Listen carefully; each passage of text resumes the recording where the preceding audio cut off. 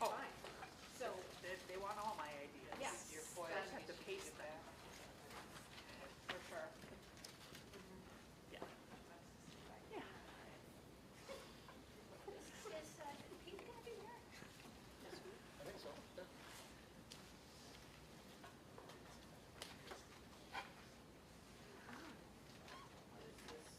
It's just extra. I dumped one bag in and I got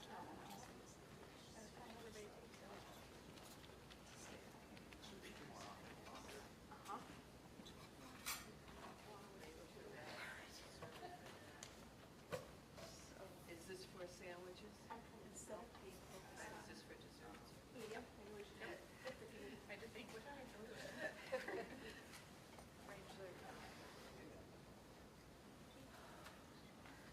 After it's not great news now. I'm happy to share. Unfortunately, had grapes in the car today. Lunch, so I had that.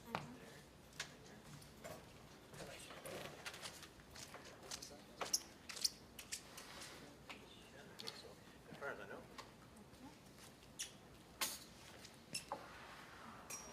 Fancy Valentine's cookies. I was having the same fun I had, but people do intend on speed limits. What's that? So I wonder if Janelle's having the same fun I did, but people do intend on the speed limit. Yeah, she's, She said ETA was 5:35, so. I'm leaving the clients on. I'm doing 40 miles an hour, I don't care. He's like, they're all good ideas. We should have a separate meeting. Every once in a while, pays. Indeed. Like, where did all this traffic come from?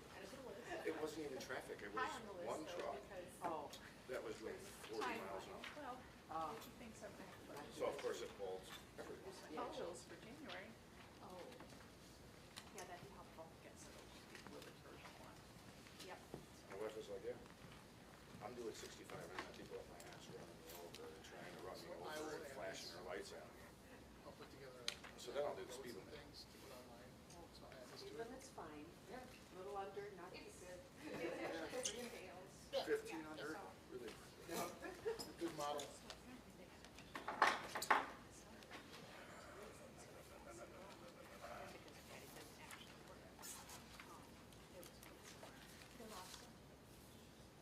Like you didn't want me to go over all the past and non-past resolutions.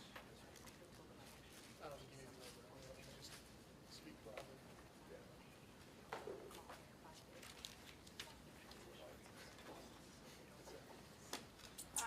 Do you want me to put it now, or I think maybe you want to do it at the end, or sometime in the middle. Slider? Yeah. I could put the foil back. Okay, yeah, that's fine. Maybe next time we just do a little more before, before they sit. I mean, so, you know, Well, Well, it's making me hungry smelling it it's now. just so many things. okay. Can't even. Now we just have to sit there and smell it. Yeah. Good thing my smeller doesn't work too well. It'll be a real quick meeting. That's right. Or Ally can just grab it all. Don't get her to write it, yeah. Sneaking bites while you guys are That's it. working. Okay, we're going to get this started. Janelle is going to be a little bit late due to traffic. This is our Board of Education workshop for February 3rd, 2025. Our mission, Raymond School District, is dedicated to providing a child-centered learning environment, expecting all students to learn and succeed. We commit to providing and utilizing progressive, relevant curriculum, encouraging all students to become responsible citizens prepared to meet the challenges of the future. This meeting is a meeting of the Board of Education in public for the purpose of conducting the school district's updates, planning, and learning. It is not to be considered a public board meeting that conducts school district business. This meeting is now called to order. It is 5:34. Please rise and say the Pledge of Allegiance with me. I pledge allegiance to the flag of the United States of America and to the republic for which it stands, one nation, under God, indivisible, with liberty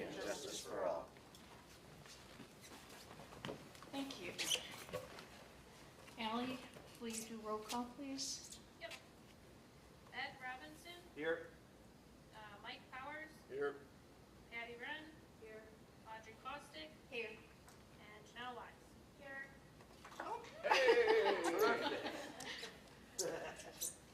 Good timing.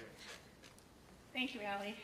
Verification of public notice pursuant to 19.841 Wisconsin statutes. The meeting was posted in all the usual places, schoolhouse door, Divergent, and Village Hall, as well as online and notified press. Okay, thank you. Okay, so we are going to dive into our WASB conference first thing. And I guess I'm up first. So, I concentrated a lot on governance of our school board and what levels of engagement we should be involved in and what we shouldn't be involved in. One of the ones I sat through was presented by a couple of superintendents and the president of Greendale School. I also sat in one last year that they presented at also. One of the things that they stressed was the importance of, they call them retreats. We are calling ours workshops. And what that does for the camaraderie of the board. Forms of cohesiveness. You find out people's personalities. If you have differences, you can talk about why. And this isn't done in a formal school board setting. And so, therefore, sharing a meal is a great way to do it. It's casual. And I think that we will, going forward, probably continue this in different ways. We could do desserts, we can do potlucks, we can do whatever you want to do. But I think it's a nice way to meet and go over the things that we need to talk about. So one of the sheets I gave you were levels of engagement. And there's different functions: strategy, strategic actions, curriculum and instruction, district operations, human resources and organization, financial and regulatory management, external relations, superintendent effectiveness, corporate governance. And it shows you what we should expect from our administrative staff, and then what the school board really does with, if it's recommended, we approve or not. Decisions, a lot of the decisions that are made we're just informed, and especially if we go down, the first one is strategic implementation. Some things we're not involved in. Sponsorships, advertising,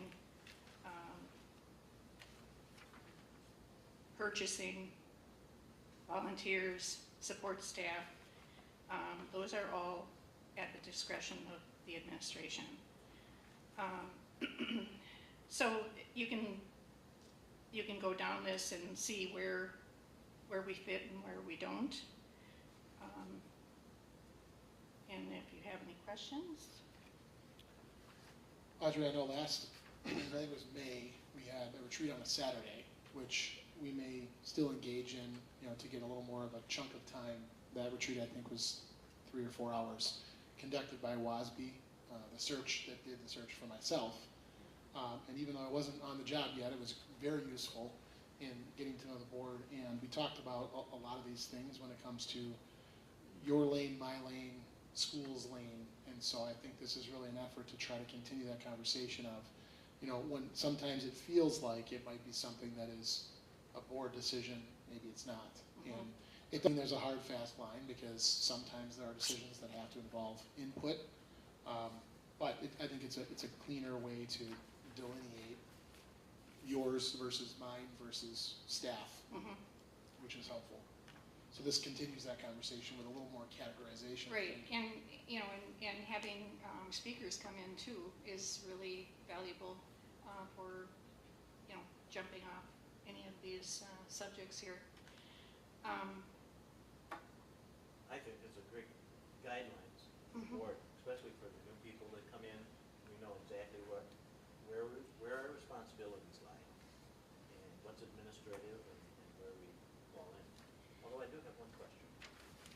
Under the financial side of things, paying invoices and all of that, I get all of that.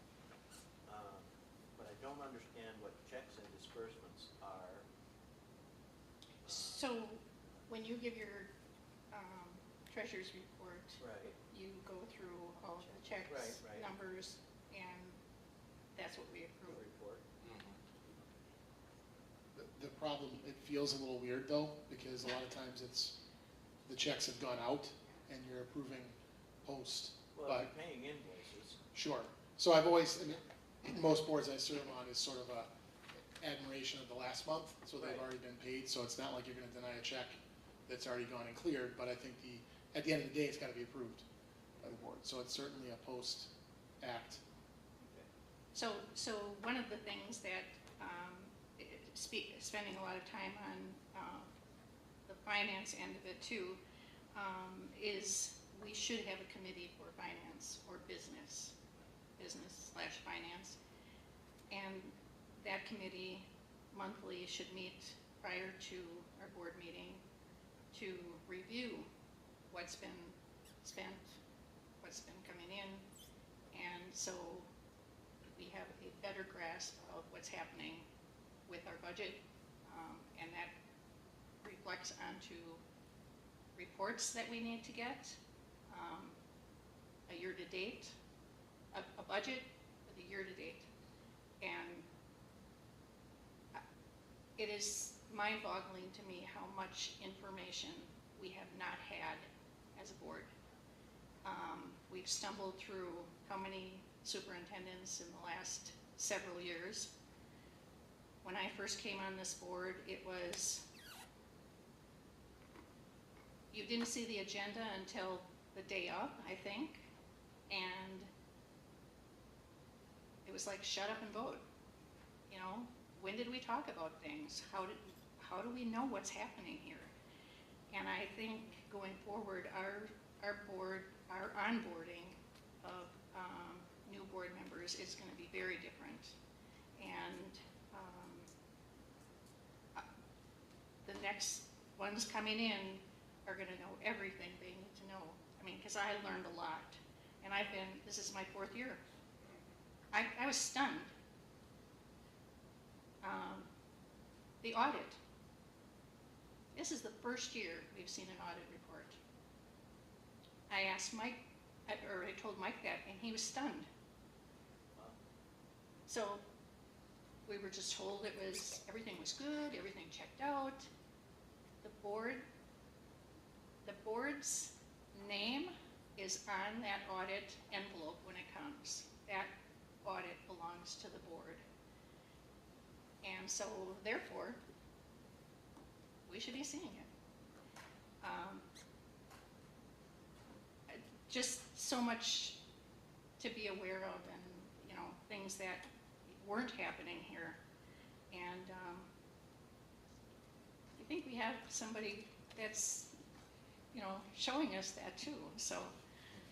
Well, we're trying to be transparent, yep. and I think the other piece of it is Pete has some good experience as a business manager with reports and things that he knows to be the way he did it up in Seymour, where he came from.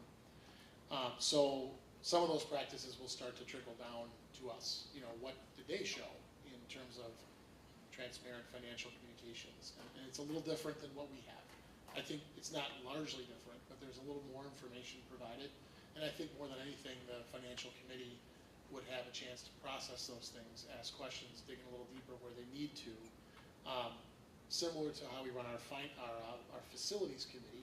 Right. And eventually maybe those two merge, but for now I think holding them separate makes sense. I would totally be in support of that and recommend it. I think it's an important piece to have. So we can work on reporting and what you want on those monthly reports. Again, the pendulum swinging back from the time I was told a few years ago where we didn't even post the treasurer's report properly to now where we're talking about digging in areas we want to dig in on. So I think it's a positive shift. We see Sure. that report. I mean, we see where the disbursements are. Right. We see the basic level of info at this point, but I think what's the next level we want to dive into? Yeah, so, when we talk about financial accountability, if we don't have these things at our disposal and we don't have, administration that's sharing those things, how are we accountable? So things need to change. That's all there's to it. Budget development was another one. We should be part of that, or at least, be aware of it, have some awareness to the budget. Preliminary budget Mhm. will be in the forecast in end of year. So May, June, you'll do a budget forecast even for the fall. For us, it'll be particularly important because there's either going to be one that includes a past referendum or one that has a failed referendum. And either way, we have to anticipate as closely as possible what that budget's going to look like. Keep in mind, we moved the annual meeting to October. So when you're talking about setting budget, it's going to look a little different than it did in years past when we had an August budget hearing. But the board absolutely needs to be aware of the preliminary numbers, and we have to get those as accurate as possible. And then, of course, heading into an audit, our number one thing is to not have the audit be done in December, January. It needs to be done in August. It probably will get reported December, January, but it's wrapped up and in the books, and anyone with interest in that document can, contact EPI and get the information they want, or contact us and have it versus waiting for it. So it's important we get on that cycle. The only other thing that I was going to mention is I don't know how many of you downloaded the WASB convention app on your phone, but I think you can still do it. There are all of the sessions that they presented have all of the notes and speakers, and you can go in there and get all of the session information. So there's information to be had still from that, and that stays up for quite a while. So if there's anything that you go in there and look at, and that there is a world of information, it's amazing, all of the things that you can access there. But here's the other thing I was going to tell you about that. There's Finance 101 is available. It's in 9 parts, but I think it's probably a couple hours long, and it's presented by the business office from WASB. I sat through it. It took us 3 hours, I think, to get through it, but it is excellent. It gives you everything you want to know about school finance, and it's on the WASB site. Yeah, so you can go in and it's free. You don't have to pay for it. There's many things that you have to pay for. Is that something that Debbie could maybe look at? What Debbie's this working, this is more at board level Board discussion. Oh, okay. But Debbie and Pete has an offering that he has done the 101 lessons from his prior district. We're going to be doing that next month in the March, one of these.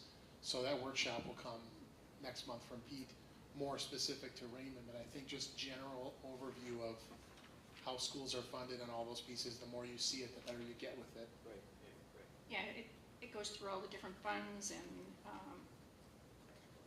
how voucher programs affect us, financial reporting, the board's role in school finance. So that was like a seminar, right? Yeah. So, and I think you can stop it and start it. It's not like you have to sit through it for 3 hours or 4 hours or whatever it takes, but I think you could stop it and start it and go back to it wherever. But it is excellent, and I highly recommend that you take the time to do it. it will also give you a lot of answers for referendum questions, so. I think that, Kind of blending yours with mine a little bit. Mike's gonna go next, but just one comment about the boardsmanship and onboarding. I went to sessions about that because we have 3 positions that are gonna be filled here soon, and it's important that whomever's coming into those positions understand all the elements. So there were a couple sessions I went to about what information, when, and you know, there's a lot to chew on as school board members. So we have some strategy to meeting, whether it's myself and Audrey or just myself, going through some processes internally with how to onboard board members. And I mean, our board is not that veteran. It's pretty fresh, with our most veteran person being 4 years, I think. So I think it's something to say about even current board members that are staying on board, you know, learning some of those pieces too. We can always get better at onboarding. So that was one of my pieces. But Mike, you were also there? I was there. I got a little bit about that onboarding as well, but I got that later. I kind of wrote up something so I don't lose track of everything. First off, I believe every member should at least experience the conference at least once. There were so many sessions, possibilities learned, more on how to make our school district board and administrators better. I mean, there was so much information there, we couldn't make every session even if we tried to. The 4 of us that were there tried to separate, try to get as many of the different sessions as we could. I know Mike took some on referendum, I took some on referendum. There was just so much information there, you couldn't gather it in the 4 days that it was there. But I think every board member should at least do it once just to get that experience, be able to get to know people. There was lots of opportunity to network with businesses and other school districts to learn what worked and what didn't work for them in many different areas. There was a lot of different information on referendum, what worked, what didn't. Every district is different and unique, but one thing in common is that it seems everyone is having problems with funding. We are all trying to find ways to navigate these tough times, and we are not alone. I actually just read our email that we got today. They're saying that in February 18th, there's 5 districts with 5 questions for referendum, and then the April 1st election, there's another 81 school districts with 88 questions on the referendum. That's just coming up this next election cycle. So that's up from 82 from last year. So every year it's getting worse, and you can tell even at the conference people were talking about it. The big thing was being our delegate reminded me a lot of being my role in Racine County Director for Racine, the AWSC. There were a lot of delegates from the districts, much more than the 70 directors I'm used to. A room of about 400 or so different delegates. But the objectives and our jobs are similar. We represent our area and vote on what matters to help make our needs be met. We try to get things to help our districts get what we need and try to get it into law. It's the beginning of things in legislature that laws and bills. We had those 12, what do they call them, resolutions. That's basically how it becomes law, and there was a lot of debate. Well, Audrey was in her 101 for 3 hours. I was in about a 4-hour delegate meeting and just listening. And some of the stuff, I love it because they got a call to order and they stop the discussion because they feel that people are just rambling on too long. That was wonderful because I don't get that at other meetings. So, I mean, we argued a lot about 3K, 4K, and, you know, are we a daycare system? No. So we got to separate that and learn different funding from that. And listening to that for about a half hour was like finally got the call to order because we were saying the same thing over and over for so many times. So while she was getting the finance, I was getting the legislative part of things. Also being there made me realize we as a district are behind on some things. This goes along with what you were saying. We need to get some things in order to set up future new board members, a chance to be better equipped once elected. Onboarding is important, especially with fairly new young board. There were members there celebrating 20, 30, 40 years of being on their school boards. We currently have 2 that have about 4 to 5 years. You know, so it just shows you how young we are. I'm at my 1-year anniversary, next week, and you guys have been on for less than a year. So we really need to get that up to date, and so people actually have that understanding, like Mike and Audrey were saying, because you come in here thinking it's gonna be one thing, and you're in for a whole nother world of treat when you get here. So, our boards are to be set up for success, not failure. We fail as a board, we fail as a school. We fail as a school, we fail our students. We are a board, are here for our children, and that is our ultimate goal, the success of our students. So if we're not successful as a board, we're not gonna succeed as a school, we're not gonna succeed for our students. So we need to get that under wraps, finally, getting ourselves set up, because none of us were really set up the way we should have been for past boards and administrations. I was able to find a program on focus on energy. That was one of my big, besides the referendum ones that I went to. This was a big one. It's a program that we will be discussing more about soon. It is a free program that gives rebates for being more energy efficient. It's a free government agency. It's been there for years that we could have been getting this money, and for years we haven't done it. And these other boards and past administrations, that's all stuff we should have looked into a long time ago. And here we are behind the 8 ball, but it's better late than never. So at least we're finally on board with that. So other than that, the motivational speakers that we had, general sessions, tell me something good. I love that one. Instead of, hey, how are you? Tell me something good. No one wants to keep hearing the negativity. A lot of the things were positivity. Even for the school board, for the referendums, be positive about our message. Quit being so negative about things all the time, because all you're going to get is negativity back. We got to start getting some positivity out there. The other one, painting, is pretty interesting. Motivational speakers, I like them. The keynote speakers we had, not so much. The rest of it was just kind of like awards and stuff like that. It's blah, blah, general meeting stuff. But the motivational keynote speakers were great. I could care less about who's getting what award for whatever. I'm there to learn for a school board, so. I have to tell you, I used that, tell me something good. One of our employees, she's rather negative about life in general. And I went down to get a payroll card from her, and I walked in where she was at, and I said, hey, Robin, tell me something good. And she looked at me, and I said, so I told her the story about our motivational speaker, and she started smiling when I was telling her this. And I said, how many times have people asked you, how are you? And you, oh, well, I've been sick. People tend to dwell on the negative.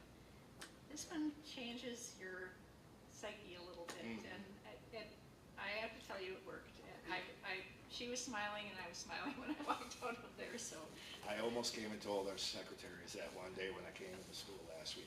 We probably could have used it. So, it's something that's spreading that positivity is really going to go a long way, and I think that we as a community and this board really need that around here.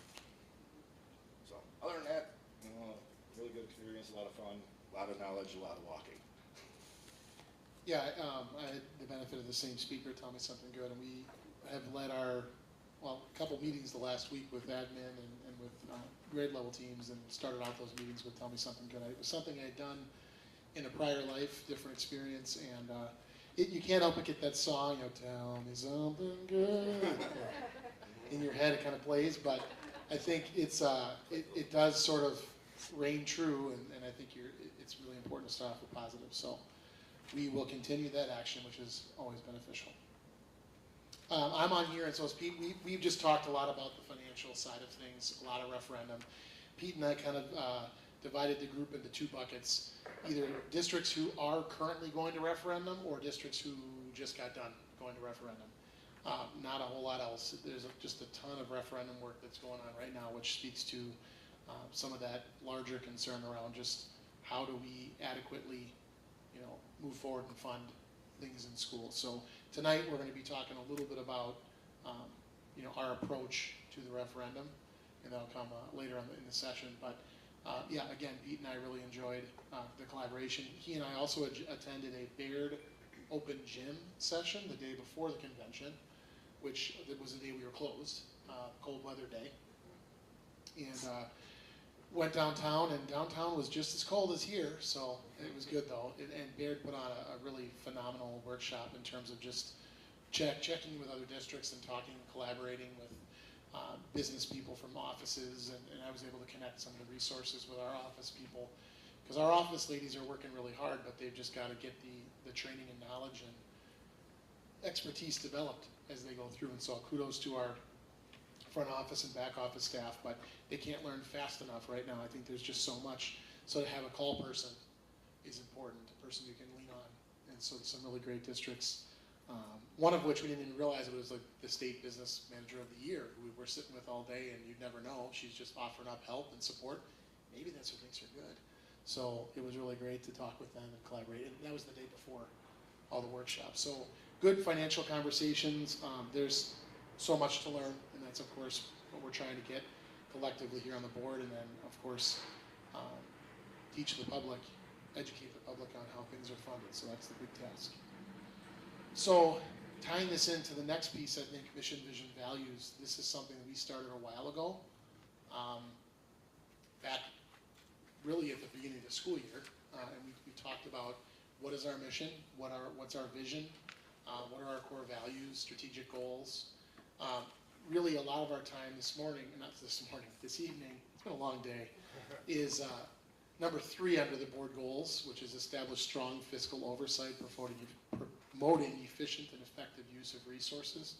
That's a huge one that I think we have spent a lot of our time working within, and I think this is a good anchor and reminder of those things. We will be engaging in the future, and just to put the board on notice, we talked about this when I got hired, along with a barbecue picnic that I promised. We talked about a strategic plan, and I feel like it's time, as we head into the spring, with whatever the outcome of the election cycle is, we have to strategically think about our future. And it's either going to be a future that has the referendum for the next 3 years or doesn't. And either way, we have to have that mission and vision clear, and then those strategic values and goals need to be right out in front. So this would be the startup of that strategic planning conversation that will occur in April, May, June. We'll push out information to request input from the community. We'll have sessions like this that'll be strategic planning sessions, kind of like our listening sessions for the referendum feedback, small group tables, facilitation, and really visioning what this thing is called Raymond for the next 3 to 5 years. So it's important for us to have that conversation in the future, but it really anchors in this document that's in front of you here. So I think it's important we pull this out.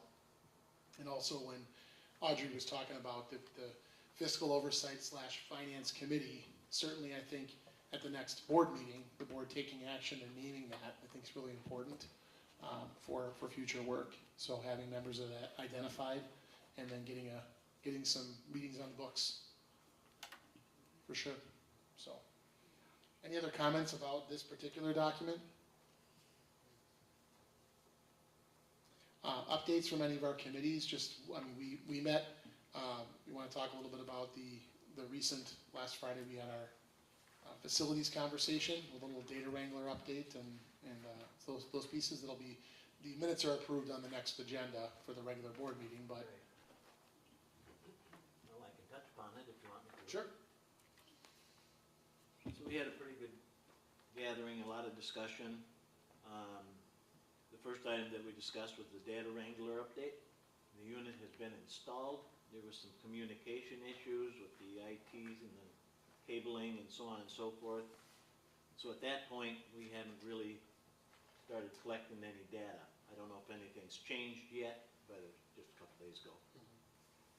But as soon as they get the connection hooked up, they'll start programming, collecting data, and they won't start charging us our monthly fee until we get our first report.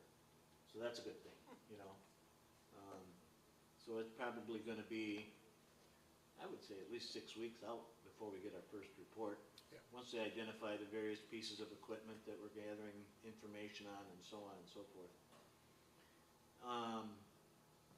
So that's kind of where the data wrangler thing is up to. We We talked about the freezer cooler update. There's consideration, strong consideration to get those replaced. That would be not on Raymond School, that would be on the consortium. They have the dollars in their budget to look at doing that. We've got one quote in.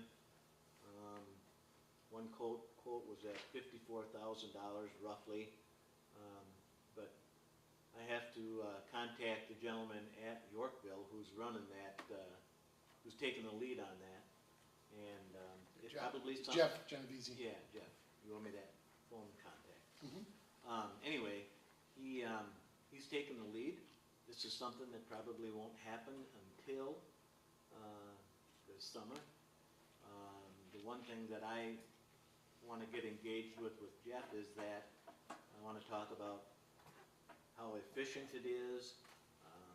Is there things that we can do to get, you know, a water-cooled system that provides hot water as a byproduct?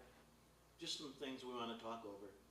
Probably more money, but we just need to understand it, get a clearer vision. Along with that, in the kitchen, there are appliances that are not even usable. The steamer oven, that one, it's 60 years old.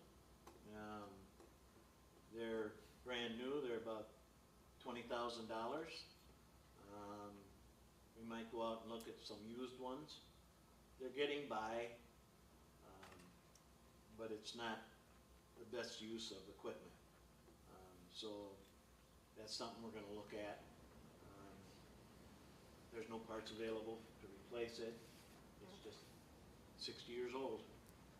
Nice big paperweight. Yeah. Bob gave us a little update on building tasks and projects. Of course, we got the 2 bathrooms recoated on the tile floors. They look good. He says they seem to be holding up. But time will tell. I don't know. Did you see them? Okay. They look pretty good, and hopefully we'll see what they look like after this winter months and see go from there. Some other building issues. The whole building was wired electrically underground in steel conduit, which is probably rusting.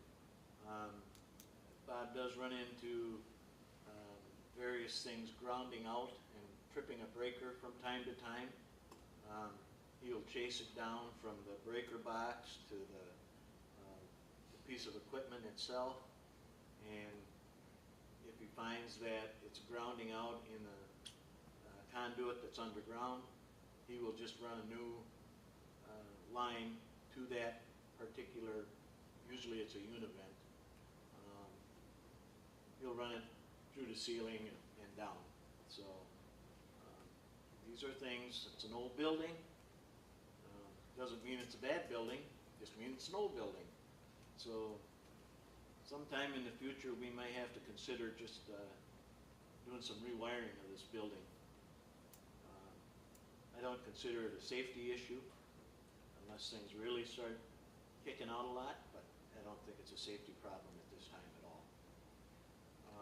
More on the level of a nuisance for Bob. It's a nuisance, He right? ends up, having to come in and figure out a time to get in here when there's not students in here to jump some wires. And then we just played some catch ball on future things about the building, and I'd asked Bob how our documentation is as regards to the building, and if somebody new were to come in here because for whatever reason Bob might not be available, we got to know where things are, what switch does what, from a physical plan. So, and other than that, that was basically the gist of the meeting. Yeah. So, that's about it. I did talk with Neola too, and Neola has some policy, social policy committee. Neola has a handful of updates. We ran through quite a few. They have the next batch that's ready for review, so we can schedule a policy meeting here soon. There's been some recent rulings on a variety of policies that were in consideration, so I think it's important for the board to be, up on those changes that are coming down the pike with the new administration in place at the federal level, so I think it's important to understand all those pieces. So yeah, there's a lot going on in the policy circuit here pretty quickly, so we'll have another meeting set here shortly, hopefully within the month. Put it on our list of meetings. So speaking of that list of meetings, we've got we had talked about a forum for our candidates to meet the candidates, the board candidates that are up for election. So I want the board to consider date and time. I did meet with a couple of media outlets, and they offered to moderate that for us. I know in the past they've moderated sometimes. I think Racine County, I talked with Heather, and she said she'd be more than happy to, as well as the reporter Ryan, who he and I talked as well. And I think it's important to understand, that's one way we can do this. Bottom line is we've got to get the candidates in front of people and have the community meet them. So the board has to pick a date and format for that. Do we want to pick a date outside of meetings that we've scheduled, like one of the workshops, or just set it up so that it's just purely a candidates meeting? Well, it's the potential date on here is either before or after the March 3rd workshop. Sort of like we did mine, I think last year, we did like a meet and greet for me before a meeting, which has its benefits, but that's up to the board to decide if they want to have a separate standalone as well. When is the, Historically, we haven't picked a date for that. It's just been an independent thing that was scheduled.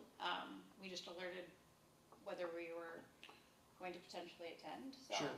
I mean, Heather, when I talked to her, just today actually, had said she wasn't sure we wanted to even do a forum because there's 3 candidates and there's 3 spots, and so she wasn't sure how that was performing. And I said, regardless of how many candidates, I think the board really has spoken and said they want to have the people met. So no, I think that's that's why a great idea. we haven't been approached about it yet. So I think that'd be Yeah, smart for us to pick something out. I think it's a good idea. I mean, whether we need to formally choose the date or figure out just what makes sense with their schedules and who's ever participating. So Mike, in talking with the candidates, was March 3rd a doable date? They all said they would be there. So, Okay, so I don't think we should have it before, just for participation, audience participation. Right. I think it should be after, Okay. If Good. that works. I mean, that, Sure. Yeah, because if we do a workshop at 5:30, I know We just a have couple to of us might not make it before 5:30. establish a hard stop yeah, it could be for this workshop 6:30 so or that we 7 can start, o'clock. yeah. Sure. when is the April election? April 1st? April 1. Yeah. April Fool's Day. So it sounds like post meeting on March 3rd. If that works for them, I can certainly reach out. okay. I know one of them is here right now, so probably gonna work pretty well for Mike. Oh. Just like, ooh. Okay. Yeah, I think everyone knows me pretty well. And in terms of format, we had talked about, and the recommendation from others who have done this, other places I've been, is, having the open agenda where you have an introduction of each candidate, and then there's a chance for the collection of questions at the beginning from the public that they have for the candidates, and allowing them each a chance to answer the questions. Is that kind of how it was done in the past year? It's been a little different every time. Dawn helped organize one of them when I was running last year, was Racine County I. So, I mean, I think, She described the format to me from last year. Yeah. I think it was questions are gathered, and then there's a minute to answer, minute to answer for each. yeah, I The just, paper sends out a questionnaire too, and they look for information, and they just do that outside of us. Sure. And I remember getting stuff in the mail. They did, Or yeah. email. I highly recommend though having somebody there to facilitate the conversation, because we did it one year with, it was more of a free form, Sure. got a Well, little intense, so. I can reach out to both Leah and confirm the date, and they both had said they'd be more than happy to be here and help facilitate. Okay. So, So Great. date is TBD? March 3rd, Tentatively. Oh, it is probably Wednesday. 6:30, because these are usually about an hour. At 6:30? You said? I mean, if you figure this is about an hour, we try to keep our Oh, yeah, workshops to we about got that. the date on this agenda, so. Mhm. If we feel like with the 101, I was because just gonna say, it's a next 101 month though. is a 101 session, maybe we want to go 90 minutes and then have it after that, so it'd be like a 7 PM. Yeah. Which would be plenty of time for the community to come out and, Meet and greet. mhm. Perfect. Can that be Live streamed too. Oh, for sure, yeah. Yeah, we can certainly do that. All right, and I think our last item, just for discussion, that I kind of brought up, it's an important one to all of us, is referendum planning. So, looking at other areas, and as I mentioned, the two groups, the referendum then and now, that were at WASB, a lot of them were speaking the same conversation about, understanding the community you're in and presenting information to groups of people, and maybe those people gather at the library or the coffee shops or the whatever local venue. Senior breakfast. For us, it's probably your senior breakfast or something along those lines. There's not the same level of access to people, but the task force concept nonetheless is really about getting the information with a group of people, having conversations about the facts, the information that we need to share about this, and then from there going out into the community and allowing people to be able to have those conversations by giving them the right information, meaning accurate, timely, and all those pieces. So one of the things that I have here, this is shared. This was a handout that everyone who wanted one, grab one in the audience tonight. Two, and I will be putting, eventually after this meeting, Allie and I will put this online so people can take a look at it, but this is our initial planning document. This is just stemmed from really what we were discussing at the convention. So very rough draft format, but it's hard for us not to share a draft here and get everybody on the same page. So this is not public ready, meaning, it's being publicly shared right here, but not marketing and jazzed up with our colors and things, but a lot of the content on this document would be addressed by sending out, mailers, flyers, brochures, posters, etc. So we're working on that media campaign in the background here with the creativity of a few staff that are doing a good job. So the purpose of the committee is really plan for approaching, communicating, and spreading information to all groups that are interested in learning about the referendum needs and proposal. So again, the purpose is for us to get the information out to that group that wants to know and be informed on their vote. So what do we communicate? Well, we're going to be talking about who Raymond is. We're going to share staff testimonials, what makes Raymond special for kids. We're going to have student testimonials. We had a couple of recordings at our movie night on Friday, students who wanted to talk about what they like about Raymond. This is just good information, I think, to celebrate and have. It is definitely not politically motivated at all. It's not asking them to say yay or nay. It's just asking them to say what Raymond means to them. And so we'll be engaging our staff with that, as well as our students, parents, anyone who wants to chime in certainly can. And just a couple things to think about, obviously. This is what our school is. It's a safe place for active learning for our youngest citizens. So again, trying to get that conveyed, and we're preparing kids for high school. So, and then even beyond high school.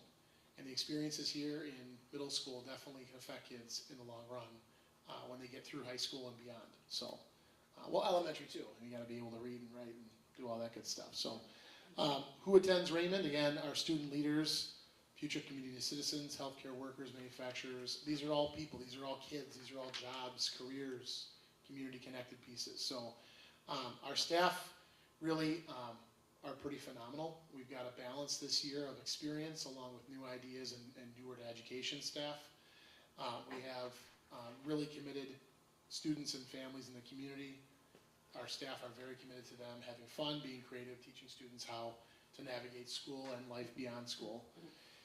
We want to communicate this information through a variety of means, as I mentioned, town halls or community meetings, video clips, print within the paper, both of our media, all of our media sources, there's three, the Westing and the Eye and the Journal Times, have really all suggested that, hey, let us know what you want us to include for information.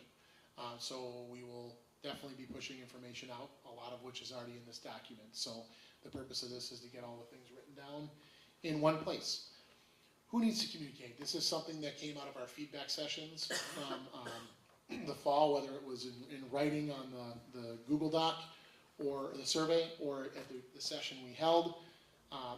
People, I wasn't too offended. People like to hear from me, but not so much.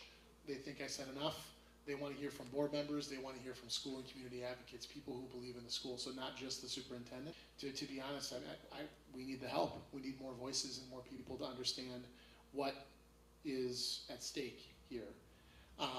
When do we communicate? Well, it's a pretty quick timeline here, February, March. Election's April 1. So that gives us 7 weeks to really crank this thing into information phase and get people to understand things. So this is the part where it gets kind of real. If the referendum does not pass, so there's some information we want to share. One is a clear vision for the future. What does the referendum get us? And then the other side of it is what happens if we don't? And those are the two pieces we want to make sure we're comparing. So what is on this document is, again, not in stone. No decisions have been made, but these are the facts that are spinning on our administrative team, within our board, and within our community. If the referendum does not pass, we need to cut $450,000 from our budget. That's 12% of our operating budget. That's big. And the uniqueness of this is it's not just 1 year cut and we're all fixed. It's 1 year cut, and then year 2, another cut in half. So it's sort of an ongoing piece based on the formula we currently have. So just by cutting, it doesn't necessarily mean we're good for a bright future without cuts. It just means that the funding and where we're adequately funded with is not lining up with where our expenses are. So what does that look like? Well, we have 2 major expenses, people and educational programming. We have to cut at least 4 teachers if we have a $450,000 cut.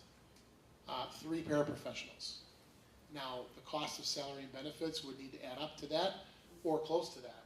The other piece is we're going through currently restructuring office support, and there would be potential administrative changes that would have to occur as part of the reductions as well. So it is not just teaching staff, para staff, administrative staff, it's a collective combination thereof. It's not as simple as just one person, one cut. Where this goes is, my staff laugh when I say schnibbles, but portions of jobs. An FTE, 1.0 FTE is one job, full-time, as we know it. I've always prided myself in trying to sustain 1.0 jobs whenever possible, full-time work for people.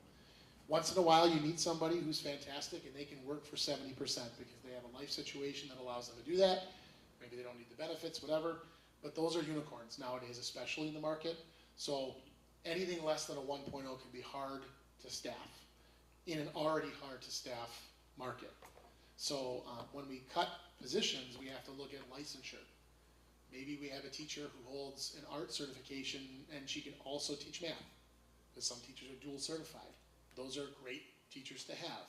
We have some teachers who possess dual licensure. Those are, again, great assets. We have some staff who are willing, and in this day and age for licensing, just being willing and going out and doing the additional certification might be good enough as well.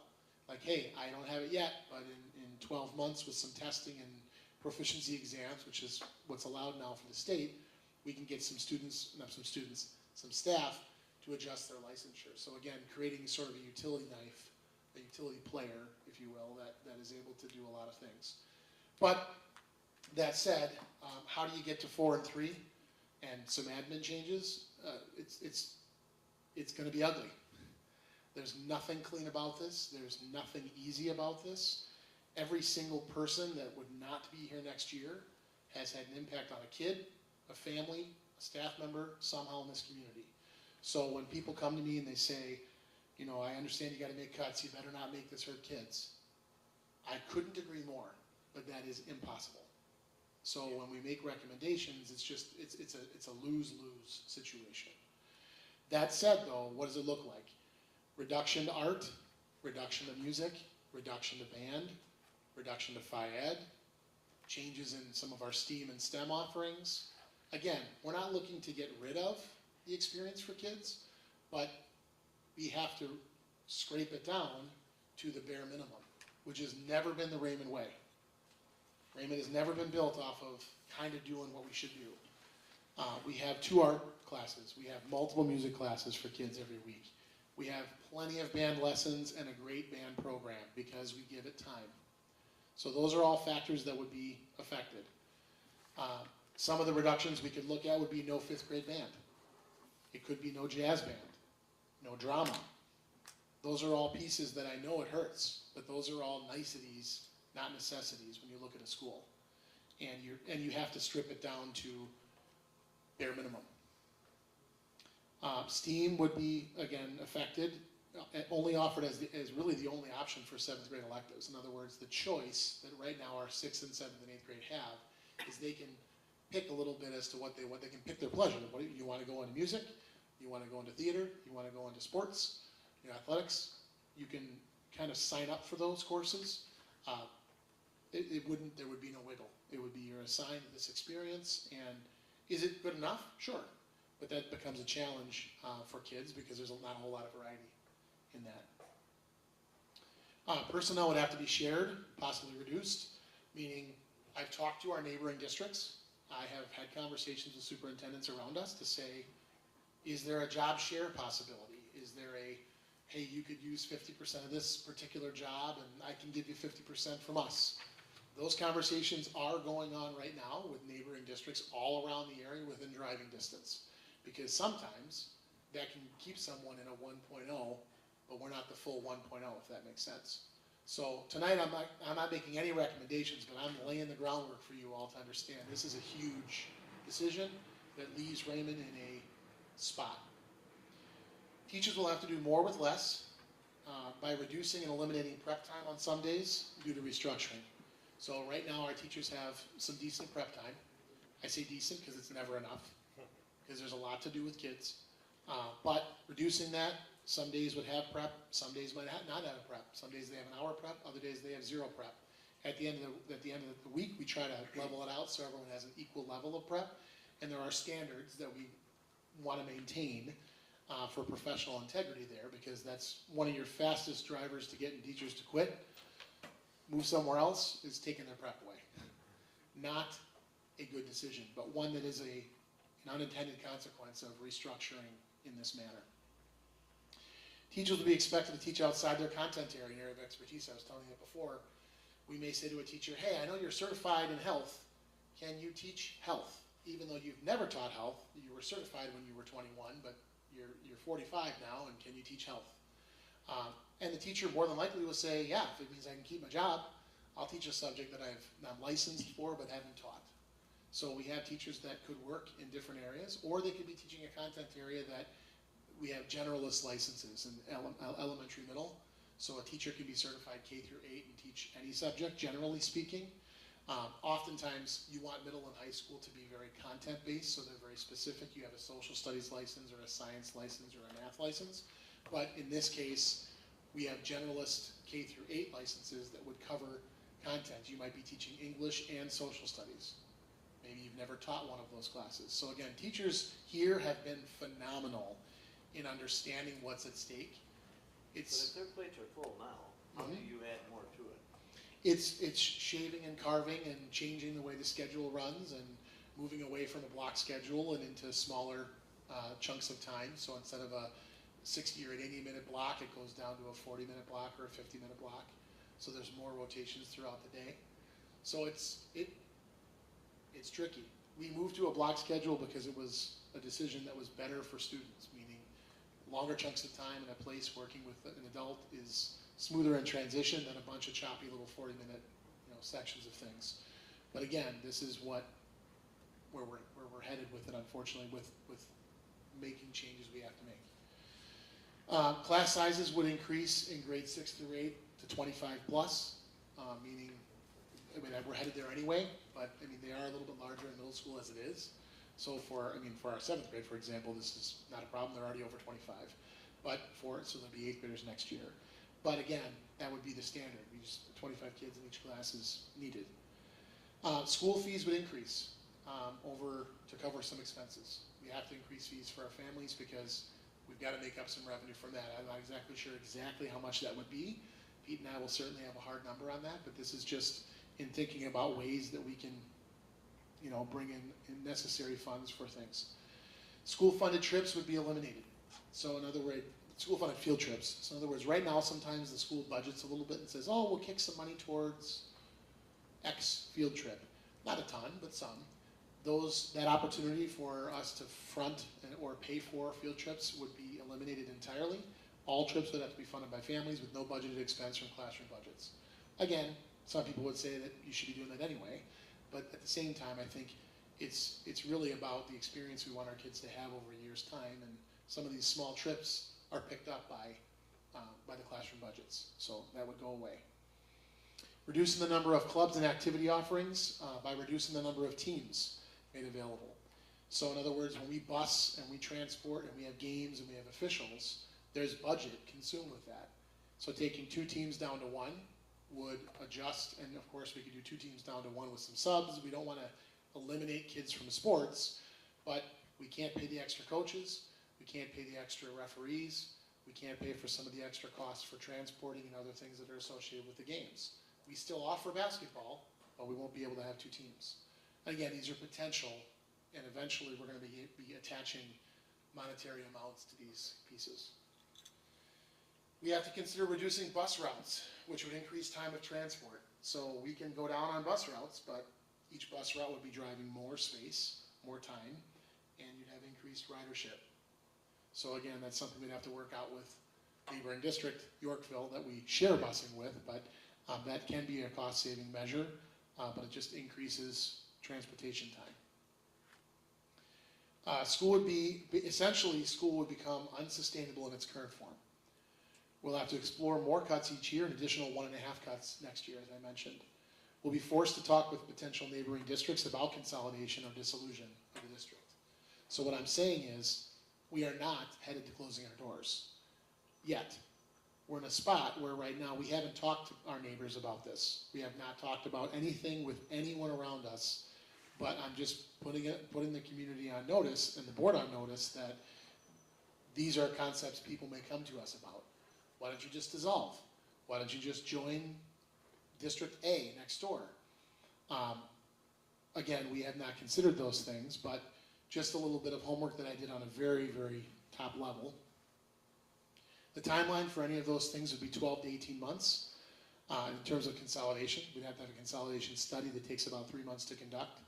Usually done by an outside agency like a Baird or a company like that, that would give us the feasibility. Basically, they create a profile for you for consolidating, and then you have to go around and find your match, and you have to find a district that will merge with you. You have to find a suitor. So let's just hypothetically say we talk to a Drought or a Yorkville. They have to agree to be a dance partner with us. If they don't, the conversation is done. And so there's your effort in consolidation right there, done. So it's not as easy as just saying we want to and it just happens. So then if that happens, then you have to look at, okay, we can't find a consolidation partner, let's dissolve. The state does not respond well to dissolution. A couple years ago, the Palmyra Eagle study was put in place. That district was all but closed. Voted upon, done. Guess what district is still open? Palmyra Eagle. Because they found ways with neighboring districts that they couldn't dissolve the district into others. So our 400 kids have to go somewhere. And if the neighboring communities are not equipped to take those students in, sometimes they'll say no thank you, believe it or not, because they can't create a double-sized facility or whatever it means to bring in our 400 kids. So it's not as easy as just a consolidation or a dissolving, dissolution of our existence. We can certainly kick the tires on that if we find ourselves in a spot where a referendum doesn't pass and we're year over year just cutting staff and the experience here is diminished. The other thing is, this talks a little bit about some of those consequences are unintentional. Raymond would no longer be the wonderful destination district that it's been. All these years and decades, it's a place where people come. You don't sit here with veteran staff of 25 and 30 years because it's a bad place. It's a good place. It's got a great history. Families will consider other options when enrolling in school. We are still very much an interested landing zone for open enrollment families or even community people who want to move in. It's a great little school. That may not be the case if they don't know the future of the school. And I think the other thing is through all these conversations, including what I just mentioned about art, music, phy-ed specials, we will lose good teachers and staff to other neighboring districts and schools. They'll just say, I can't deal with the emotional issues of losing a faculty member every year, and they may exit. So that's not the goal, but these are some of the harsh reality that we face if we don't pass a referendum. Again, I say that just as a fact, that these are all pieces that we haven't applied to numbers yet, but these are all or part of things that could go into the equation of our school district. So eventually we will create literature that will engage these statements. If we can, we'll monetize them to understand what's at stake. The board would have to vote on any of those changes and go through processes to eliminate those things if and when that would occur. And that would occur after April 1st, of course.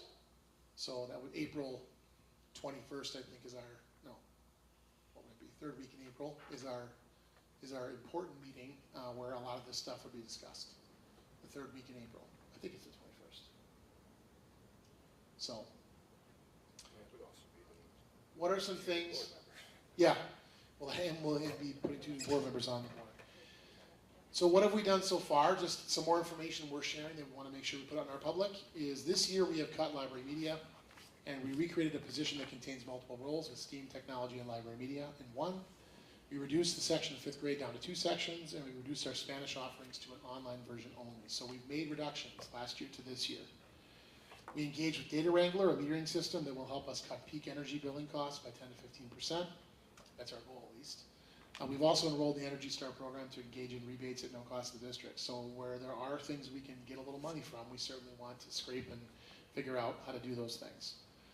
We consolidated subscriptions, aligned grade level practices, and reduced our overall technology budget by about $30,000 by working collaboratively, creating consistent tools to be used by each grade level and implementing the existing curriculum with fidelity. So in other words, we had a little bit of independent contractor going on last year with this teacher likes this program, this teacher likes that program, but they both cost money.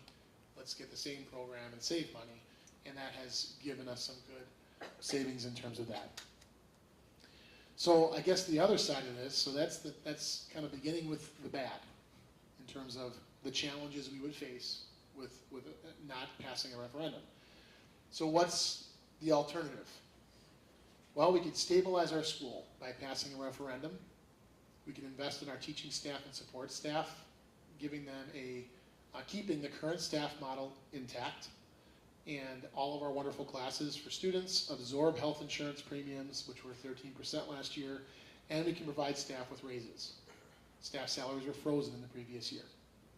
I do want to point out that the doomsday budget that I think Jim had shared last year, Dr. Hayden, as well as the budget that I was talking through, there still is a consideration for staff raises in that budget. So this is a point that's kind of moot, but staff will get raises. It's a matter of whether or not they have raises in light of all their 4.5 cuts or 4 cuts and 3 paras. So those raises will be occurring. It's just a matter of how much and when. But we cannot freeze our teachers 2 years in a row and expect them to stick around as professionals in a job market that is really hot. Growing our assets. The $750,000 past referendum for 3 years would allow us to provide funds to grow our district fund balance from its current 3.5% to 18% at the end of 3 years, which is close to the recommended percentage. At 18%, that would be the highest fund balance we've had, to my knowledge. So again, we didn't have years where we've ever sat at 25 and 30% fund balance. Small districts don't typically get that high. But that would also allow us to short-term borrow less, which is really an important piece that our board policy speaks to. Pay down debts. We would be able to pay down debts and pay back the state trust fund loan in an accelerated format with an additional $100,000 going each of the 3 years of the referendum to pay down that debt. So that would accelerate the ability for us to pay that off sooner, because again, the state trust fund loan is currently sitting on our books for the next 10 years. It would allow us to future plan. We can allocate a small percentage of funds from our annual budget for some deferred maintenance projects. You were speaking to those a little bit, Ed, things we've been working on project-wise. District-wide bathroom improvements, minor roof repairs, heating maintenance, parking lot safety adjustments. This was actually written before we found out that our oven is no longer ovening.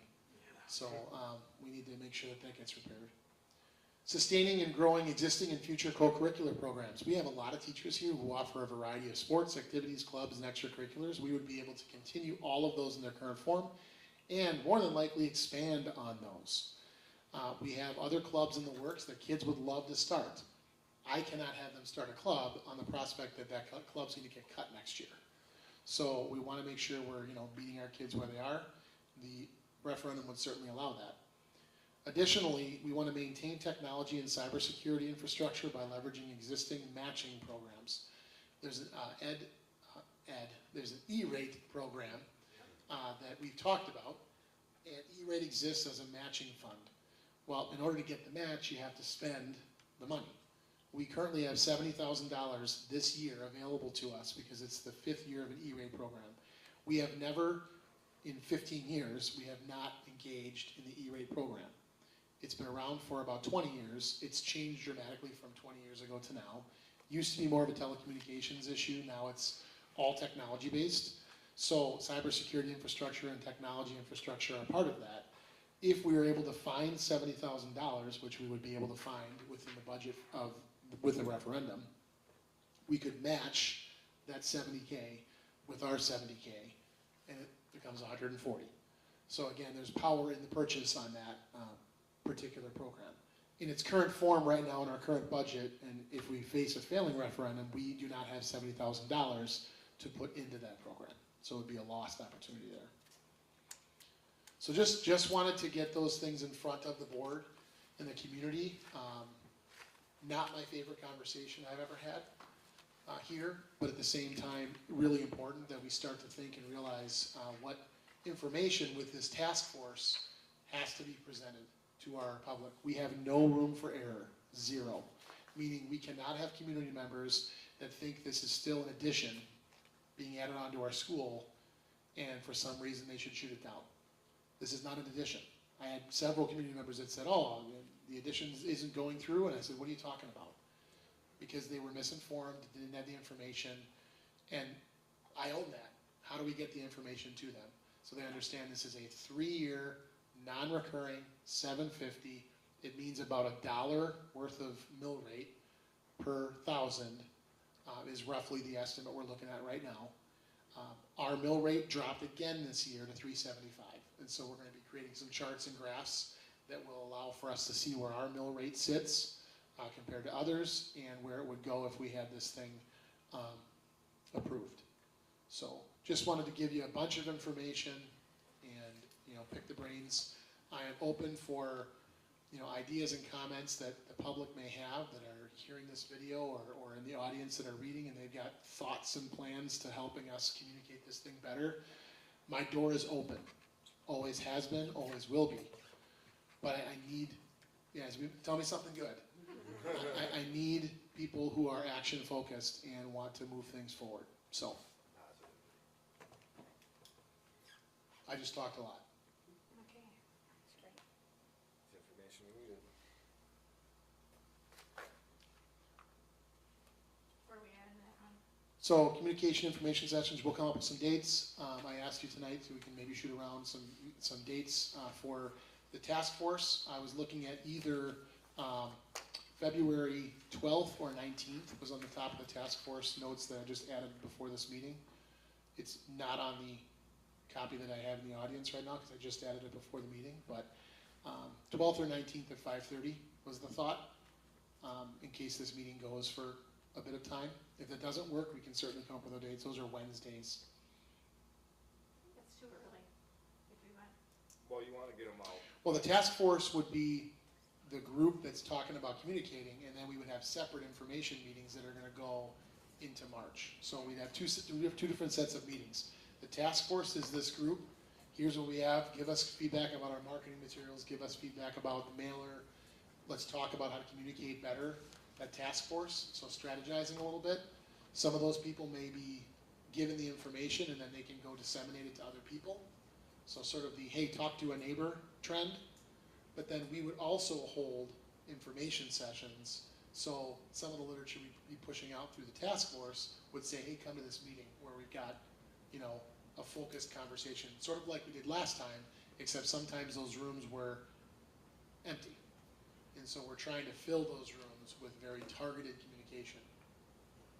I would be good with the 19th. There's no way I can do the 12th. I'll be out of pocket on the 19th.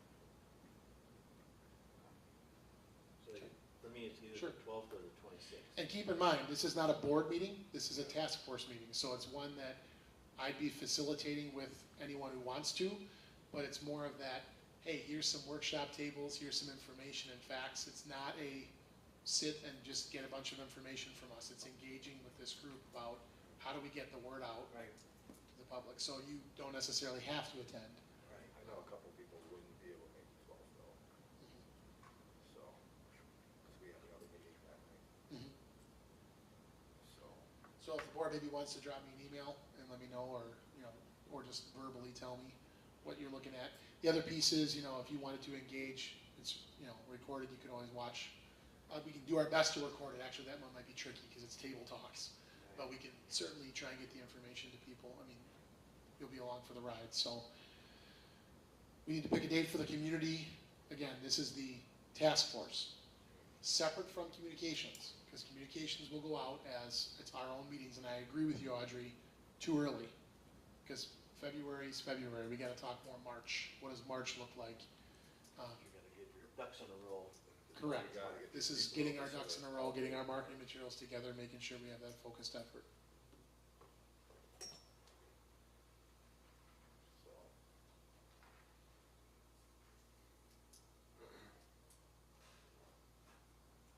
Okay.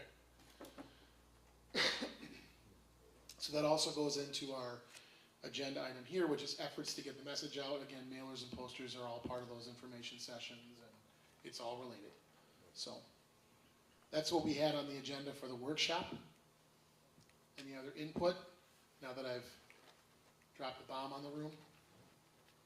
oh, we all had a lot of information tonight. You just got all the good news.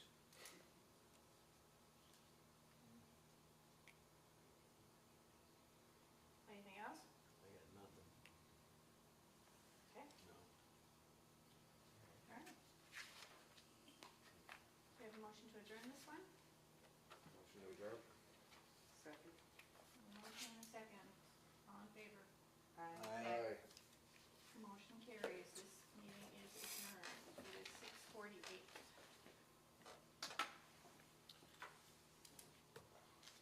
So we're adjourning into a special meeting. Okay. Do you want to Yeah. start the meeting in a few minutes then, or? Whatever you want to do in here.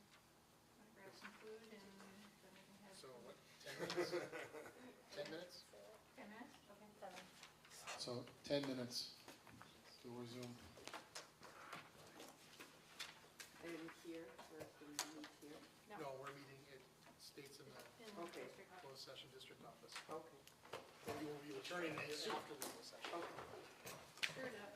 You wanted this to Stir it go up. around, Stir Audrey? it up in here. Yeah, you can, well, I think it, he was there, but maybe. yeah, Mike's probably got one. It's just what the agenda looked like. Thank you. Mike, but you're starting the meeting in here, right, in 10 minutes? Yeah. I'm gonna end the stream temporarily and then start it back up. Yes, we have to start the meeting and go into closed session.